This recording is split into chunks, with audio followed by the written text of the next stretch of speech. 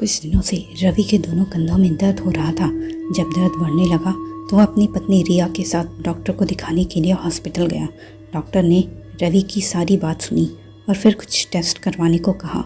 जब रवि और रिया डॉक्टर के कमरे से बाहर जाने लगी तो एक बच्चा दौड़ता हुआ आया।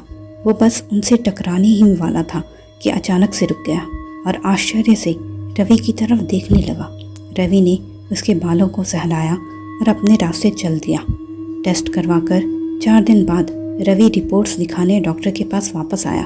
डॉक्टर ने रिपोर्ट्स देखे तो सब नॉर्मल था। डॉक्टर भी सोच में पड़ गया कि दर्द हो क्यों रहा है। उस वक्त वो बच्चा भी कमरे में ही था और अजीब और डरी हुई नज़रों से रवि को देख रहा था।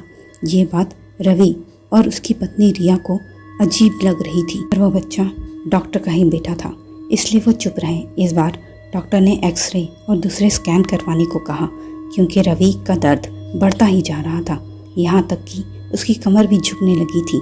सब करवाकर रवि फिर से हॉस्पिटल गया। वो बच्चा अब उनको कॉरिडोर में ही मिल गया।